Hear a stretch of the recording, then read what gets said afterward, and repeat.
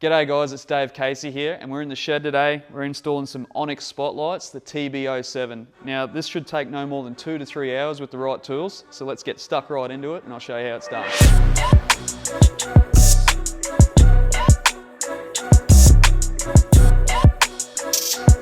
Now these spotlights, they have a dual coloured daylight running light, so they come in amber or white of your choice.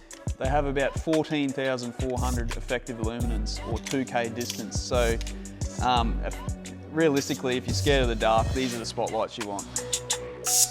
Righto, so we've got all our lights mounted up now. Now it's for the fun part, the wiring.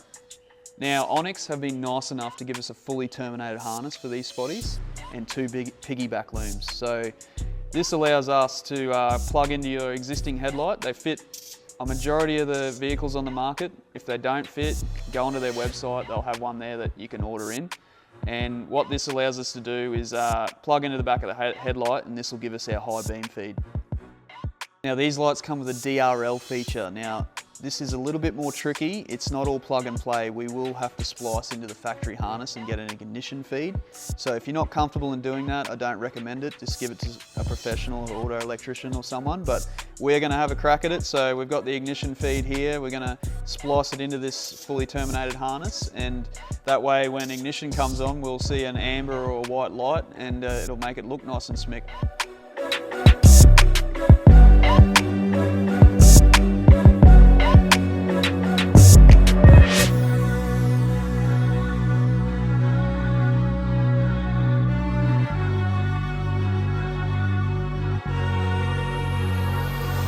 Okay, so we've mounted the wiring harness neatly in the engine bay. We've ran the switch wiring through the firewall. Now we've got to mount the switch. And the first thing you need to do is find a switch blank plate. We're going to use this one right here. So get a trim tool or a small flat blade screwdriver and pry it out like this.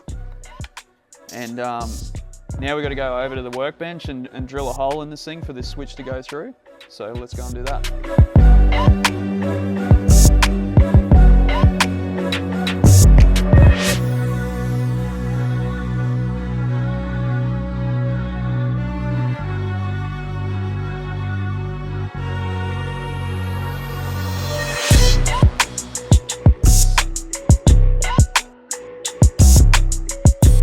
Righto, so the installation's complete, the wiring's all done underneath the engine bay, the switch is inside. Let's go and see what these things do.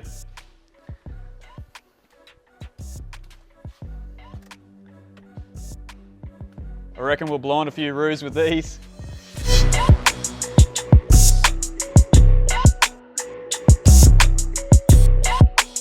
We've just headed out of town to set the lights, position them right on the bull bar and adjust them. And I'll tell you what, these lights are bloody bright. They're really good, so I highly recommend these Onyx TB-7 lights. They're a good thing.